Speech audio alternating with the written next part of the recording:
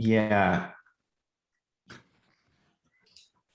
Oh, I don't have video for some reason. Weird.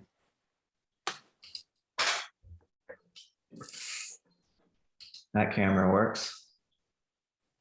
There we go. There, it works now. Yeah. Well, I was just saying, it feels like Whitehead wanted to liberate the special sciences to pursue their research without having to worry about philosophy, but he also wanted to raise the importance of the work of philosophers to bring all the special abstractions of the sciences into some general harmony. And so there's a continuity, there's no like sharp break between philosophy and science. It's just more a matter of where on the continuum between specialization and generalization you fall. It seems to me that that's the new relationship he sees between science and philosophy. That's the thing that fascinates me. How do we do this work of harmonizing? What does it actually mean in practice?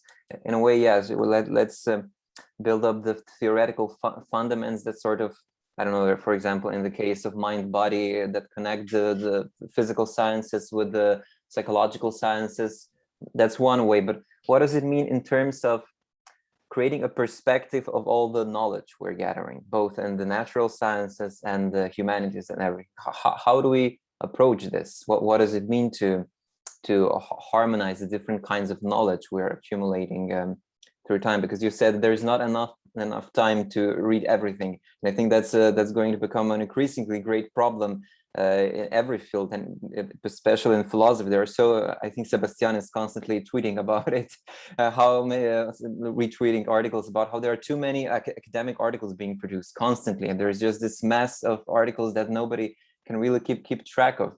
And I wonder, how could we apply what Whitehead is saying to sort of trying to bring order into this mess, into this increasing in this vortex of the academia, because on the one hand, I guess the ultimate question becomes, what are we really trying to do in our pursuits? Why would we want to harmonize? What was the end goal? That we want to improve our tools so we can approach it better. And I'm not sure that's clear, because like we're captured in our particular fields. Someone is dealing with the mind-body problem, someone's dealing with the cosmology, I don't know.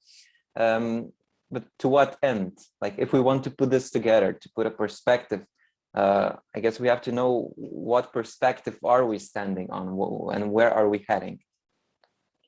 Yeah. I would just add a bit of an aside, I guess. I mean, it's related to what you said, Primož.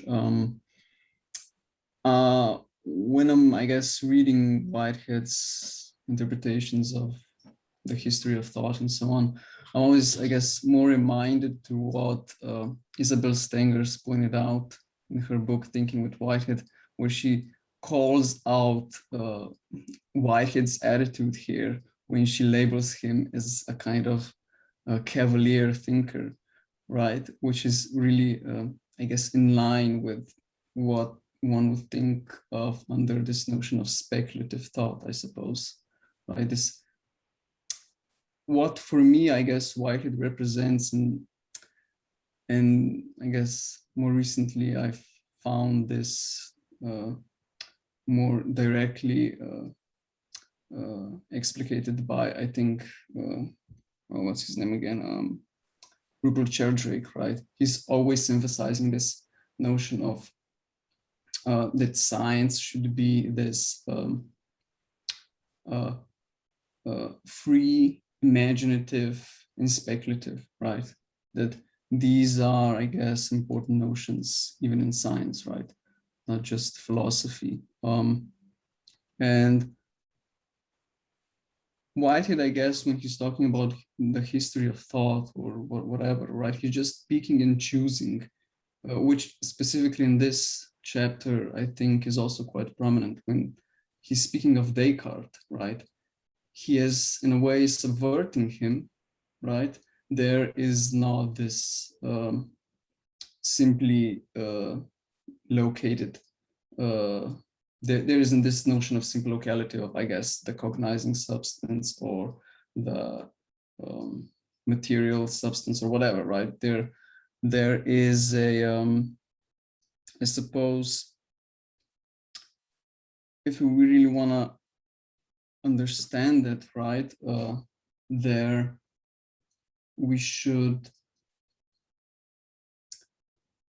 well, I guess that, so he's subverting Descartes in a way that he's discarding parts of his dualism, but still retaining, I guess, this notion of individuality, for instance. And then he's taking Locke's notions and running with Locke's notions, which I guess your typical Lockean scholar never would really, right? He would not start from a kind of organic Lockean philosophy, right?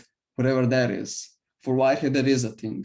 So he takes it, runs with it, and the speculation continues, I suppose. So he's really not concerned in this, I guess, typical scholarly way of really categorizing all this mass of different views, which are, well, even more, I guess,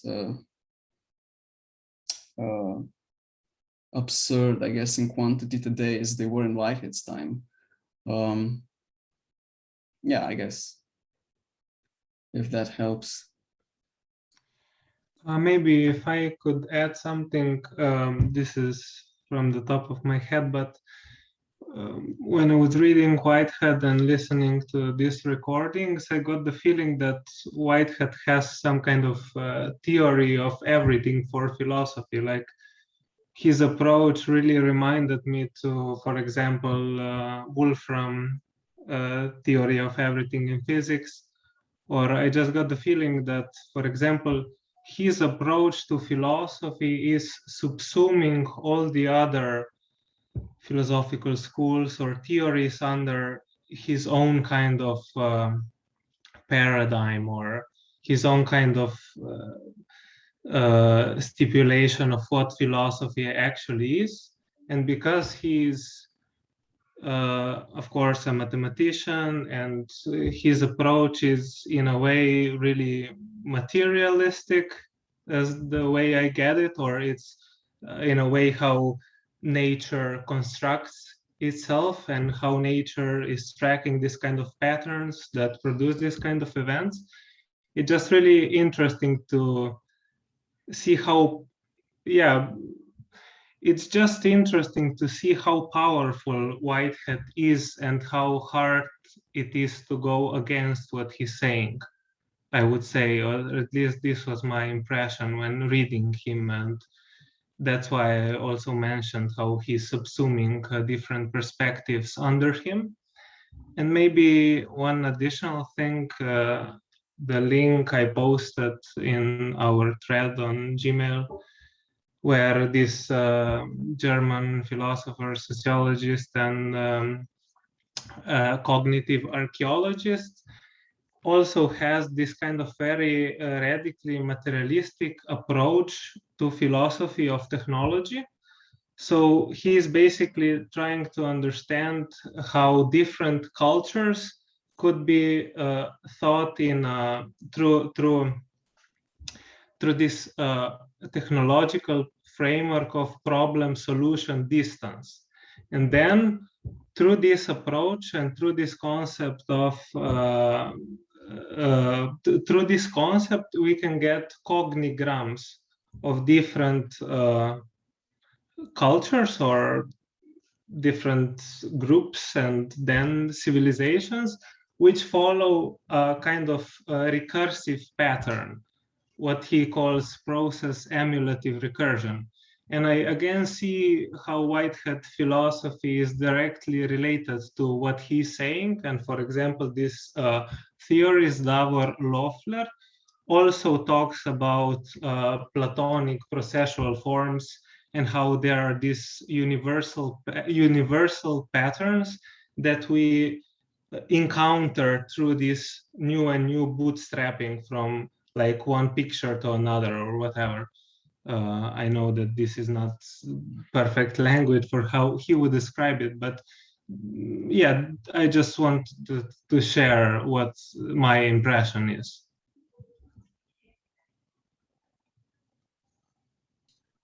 Yeah, thanks for that. I am not familiar with his work, but the connections you're drawing are intriguing, you know, so I'll have to follow that up.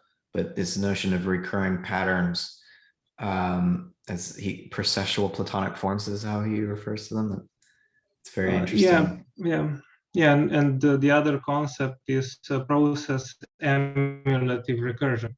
Emulative recursion, yeah. So basically, it's like if we go through, I don't know how weapons developed, humans or develop a sphere, and then after, I don't know, a couple of thousand years, they develop a bow which already contains within it the mechanism of a spear, but it's produced through a different kind of technology. Yeah, it's integrated in a new manner, in a new way, and yeah.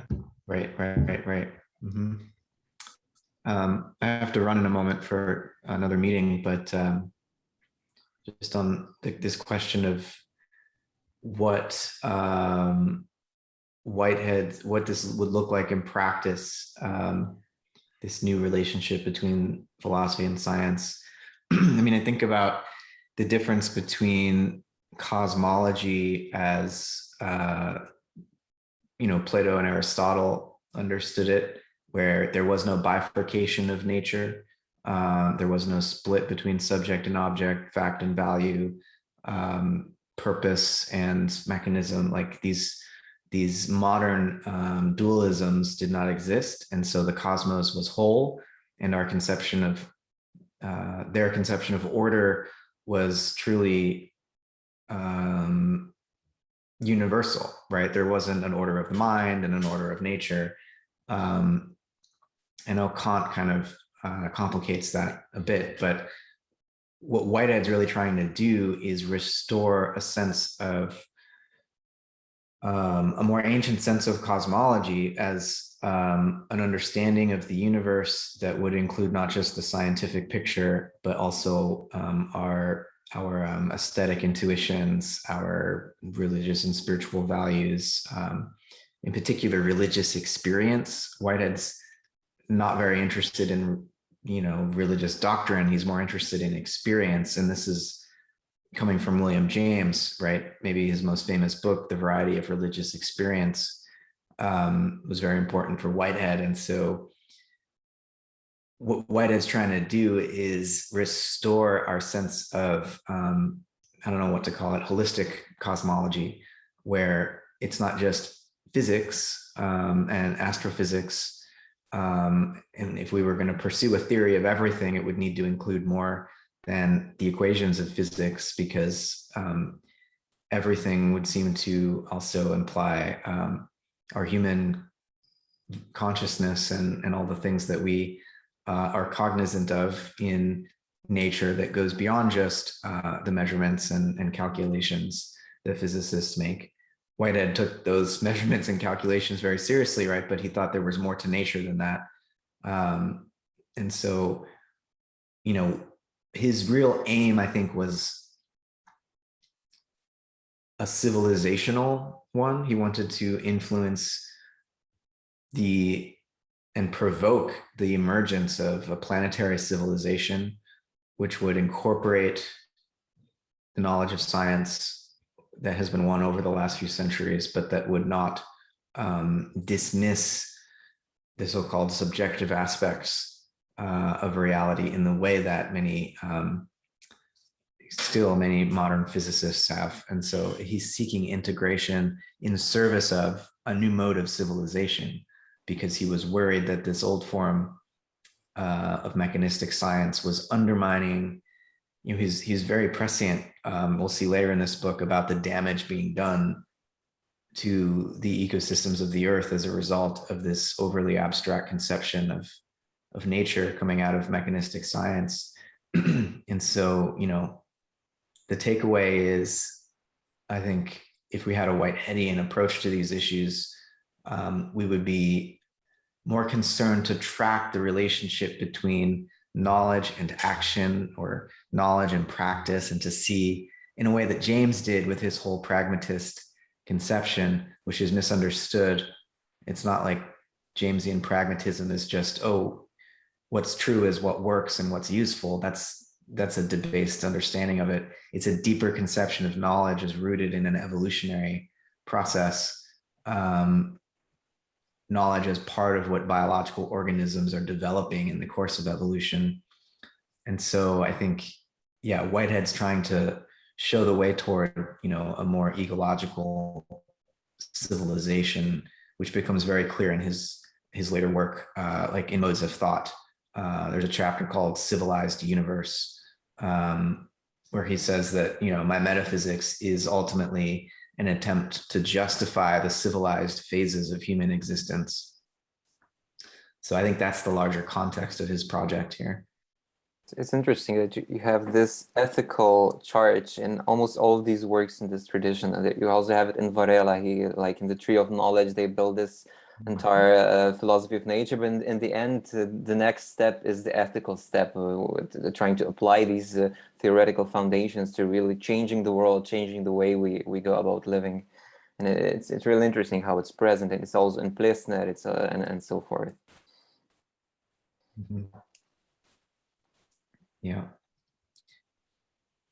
Yeah, it's an effort to bring back together the Platonic ideas of goodness, truth, and beauty, which modernity differentiated and dissociated, you might say.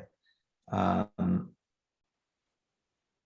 Whitehead's trying to bring them back into relationship, so that we don't just, you think of the way that science, art, and religion in the modern period sort of having been more compact and intimately entwined in the medieval and ancient period. In the modern period, science takes the truth as its own domain, and the arts take the beautiful as their own domain, and art has nothing to do with the truth anymore. And then, religion takes the good, doesn't do a very good job protecting that. And so Whitehead's really trying to develop a coherent way of bringing these back together, not to just smush them into one, but to recognize how they mutually inform one another, and that the truth is not disconnected from ethics, and the arts, our relationship to the beautiful, similarly has cognitive import and it has ethical import, right? It's not simply free floating. The arts should not be simply free floating. They have a role to play in how we organize society more broadly. Yeah, I very much like this line of thought. It sort of relates to something that fascinates me, this idea of philosophy as a way of life, not in some kind of a cliche way, but Pierre Hadot, he has this book of Philosophy as a Way of Life, and he's analyzing in a similar manner how this divorce of truth and beauty, this divorce of philosophy from life, is actually a pretty old thing. It happened already in the Greek times, where you initially had Socrates and Plato as people who were genuinely doing philosophy, what they were doing because it was what they had to do. It was an existential need to do that in the particular manner, and they did it. But then you eventually develop schools which basically mimic what the predecessors said, and they just interpret and try to figure out what did they really mean. And then it becomes a sort of self-serving philosophy. And I think today you have the similar problem.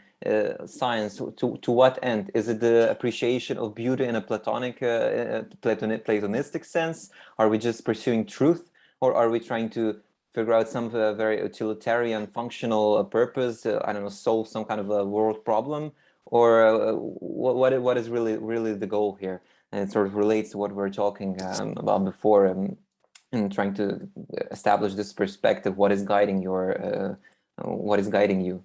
And I think this is something that we should probably start asking ourselves: to what end?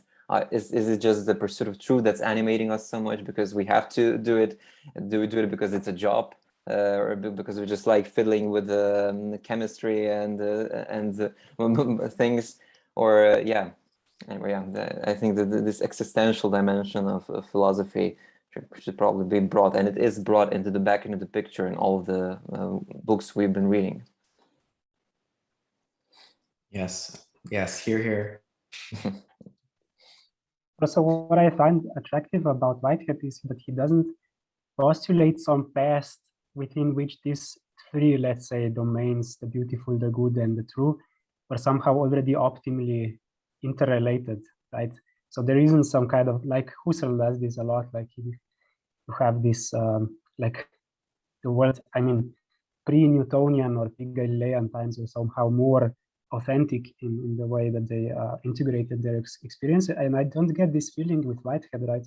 There is no past that was more integrated than we are. I mean, of course, we have like a much higher degree of specialization, but I don't think this is even the problem for Whitehead, because a low degree of specialization does not, I think, necessarily imply a good integration between this, I mean, between the existential domains of our being, right? So, and here exactly this is the question, like, what is, I mean, if you say what is the end goal of science, like, what kind of question is this? I think this is a kind of question that was never really grappled with before modern times, like before, because precisely because there was no such practice as science, right? So there was no, this kind of problem didn't really exist yet. And I think this is a kind of, I mean, maybe this is very speculative, but I find it interesting how, like, for Whitehead, I think precisely science is something that allows us to grapple with the kinds of beings that we are in a more profound way than we ever could before, or at least, let's say, like it's like, what attracts me is like the picture he gives is that the philosophy is a kind of experimentation with ways of life, and this in this it will give some sort of if you're looking for answers as to what kind of being you are, you will have to experiment, and you have to arrive at new answers and maybe even pose new questions, as opposed to a picture where you have the sort of integrated being already given and just try to return to like a past form of life. Yeah, I appreciate that. I'm gonna have to run, you guys, but the conversation's been great, and I will have my work cut out for me next time with these chapters on abstraction and God, but I'll do my best. And see you in, is it next week or 2 weeks? I think it might be a little longer, next week. It might be even a month. Okay. You say there was like a month long. Yeah, I think it's a longer break this time. Okay, good. All right. Well, I'll wait for the email in any event, and hope you guys have a nice night. I'll see you soon. See you. Yeah. I guess we can just finish the time we have left on Zoom, or are you out of ideas? Mogoče če prešaltamo v slovenščino. A ja, ne smemo. Ja, načeloma ne smemo, ja, ker gre na YouTube. Lahko pa v bistvu prešaltamo, pa bomo dali, ja ne moramo. Pa bomo pač izrezali ta del slovenski ven. Da je res, gremo na slovenščino. Ker jaz ne ražem naveličen angliščine. Anyway, kako se zdaj v Whiteheadu pogovarjati slovenščini? To je zdaj the challenge.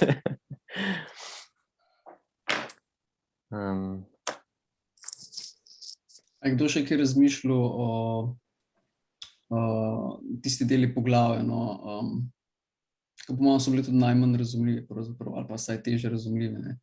Ko daje primer, oziroma ko naredi nek tak twist, ne, da reče, ja, znanost ne, pač ne, mehanicizem, tralala, ne, pač zaide v probleme, ampak paradoksalno pa predpostavlja, ampak brez da bi vedela, ne, nek vidik organske, ne, te teorije, ne, ko govori recimo o praznem prostoru, oziroma o dogodkih v praznem prostoru, pa v pač elektronih samih, recimo, ne, kako je kdo to kaj razumel.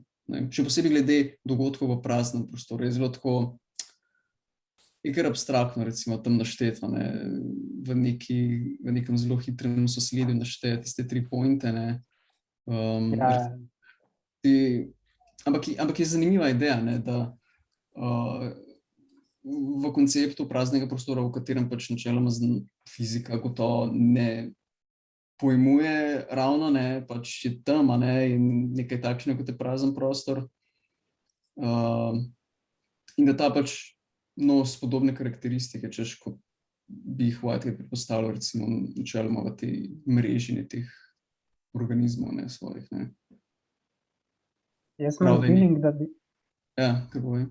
da bi za vse te knjige, ki jih zdaj beremo, rabili še enega fizika, da bi tako malo grounditi še ta aspekt. Ja, Za me tudi jaz pač enostavno premalo vem. Maksa, imaš ti kaj, si se kaj vrgel v fiziko zadnje čase? Ne, mislim, ne, kot sledim za hec na Twitterju dosti tem matematikom in še pač ljudi v teh sferah, ampak nisem imel časa, da bi probal karkoli bolj razumeti, kot razen tako mogoče kak ta blog post od Wolframa, ko sem ga že prej omenil, preberem pa potem, ko ima ta koncept computational irreducibility, pa tudi tako mogoče, ne vem, ko je recimo Brasieju bil všeč ta čajtin in omega, pa vse neke te povezave med informacijsko teorijo in matematiko, ampak sem tako vem v smislu, da so te stvari v ozadju prisotne, ne pa da bi jih lahko na bolj resen način preverjati, ampak sem tako kot ta. Ja, se mi pa zdi, da tako Whiteheadova teorija definitivno živi v tem komputacijskem prostoru, ali pa tako kot tako imam tak občutek, no, mislim, tudi vse te event, pa kako se te stvari tvorijo, pa ti vzorci, kot mislim to, kar sem že prej prav povedal, mi je samo zanimivo videti, kot v smislu, ni čudno, recimo, da je tudi Deleuze vzel za svojega, ali pa kakšne te usporednice mogoče, no.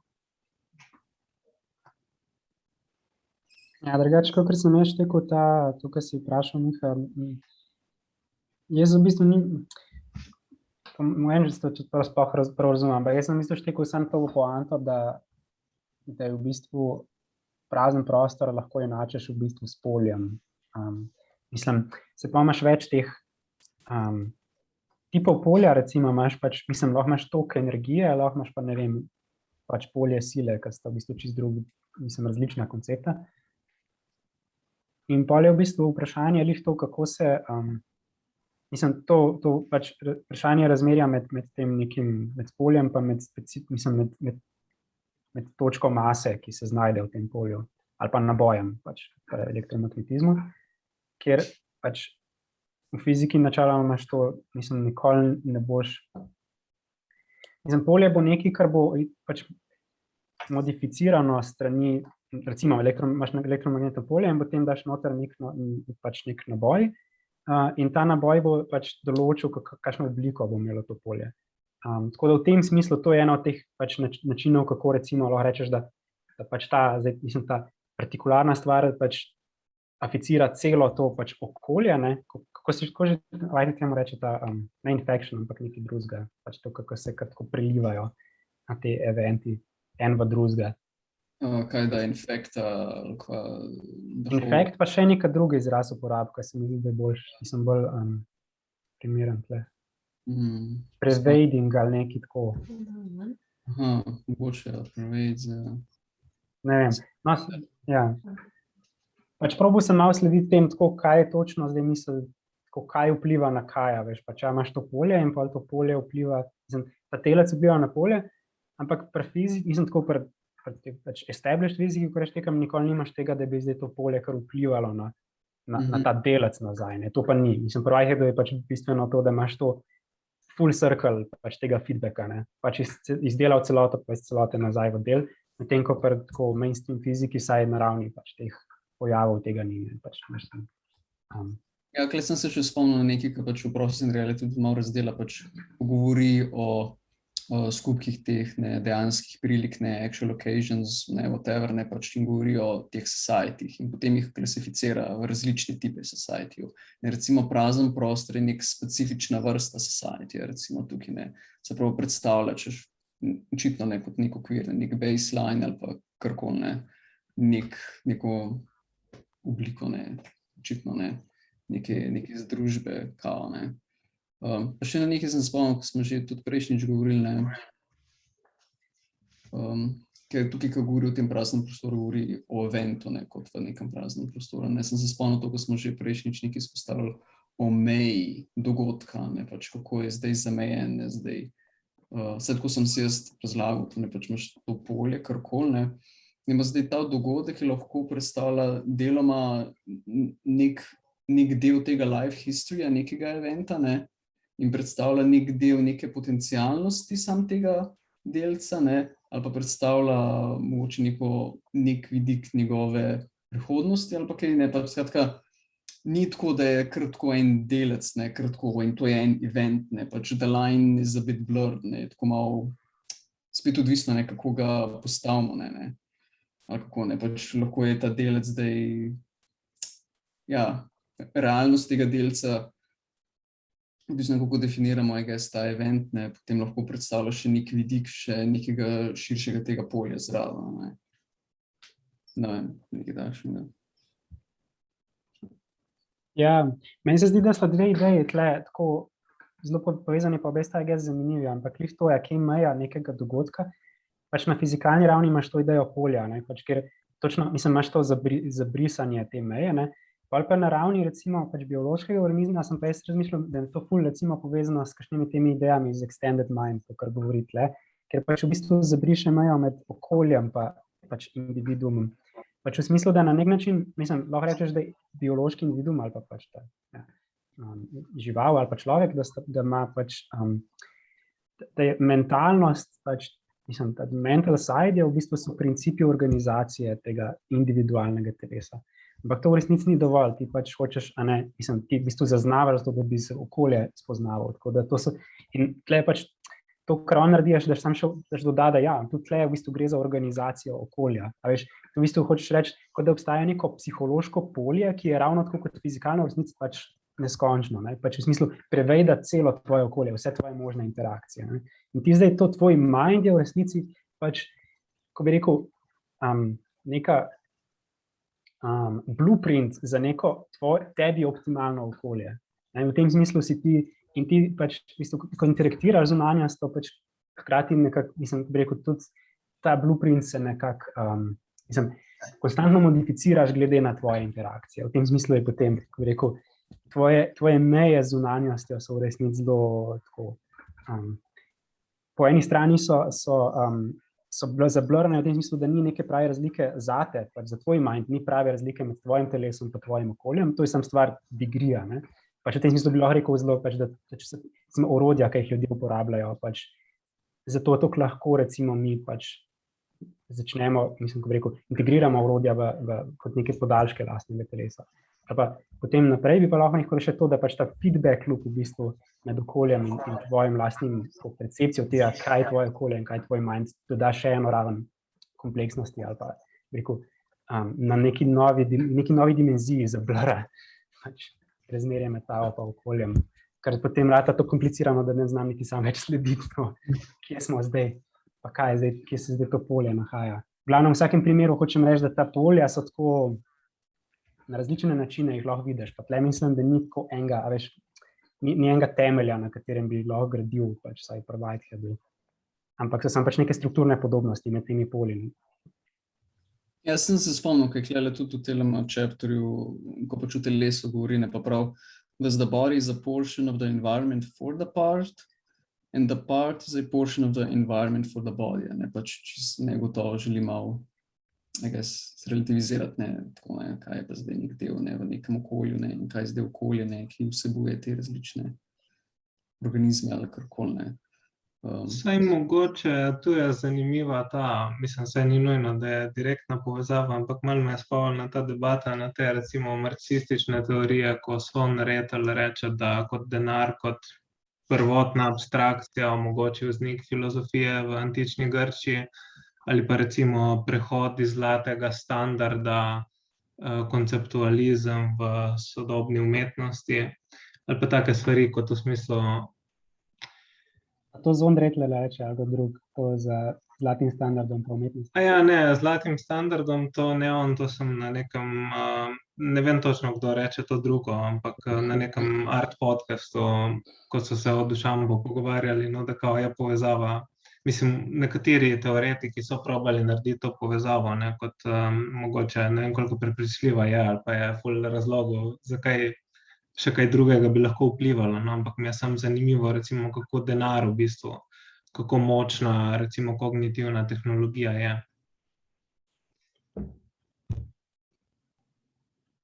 Pa tudi ta v bistvu je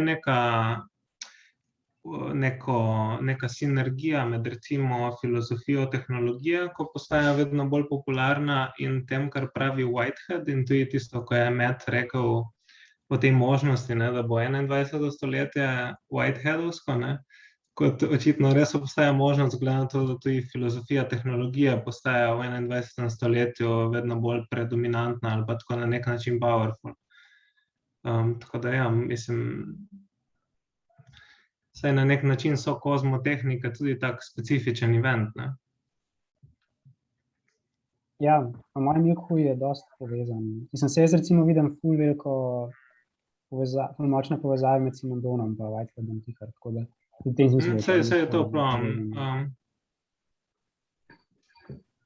Jaz bi se tu navezal na to, tako kar je. si prej rekel, Timi, da bi rabili enega fizika tule, ne, ker jaz sem res slabo podkovan v teh vodah, ne, in pri nekaterih te ideje se res sprašujem, kakšen smisel ima, da jaz o tem filozofiram, ne. Tudi če se vržem ful v filozofijo tega, brez tega, da imam to naravoslovno podlago, lahko res kaj smiselnega rečem, ne, ali sem pač pogovarjal o teh stvari z nekega omejenega filozofskega vidika, ki mogoče so popolnoma, mislim, pač, ki nimajo nobenega stika s tem, kar se dogaja v fizikalnem svetu, ne. Recimo, zdaj, če bo 21. stoletje Whiteheadovsko, ne, jaz mislim, da je zato nujno, da se Whiteheadovstvo razširi med fizike, ne med filozofi, ker dokler se samo pač med filozofi pogovarjamo o filozofiji znanosti, ne, bo pač brali filozofijo znanosti še vedno samo filozofi znanosti, ne.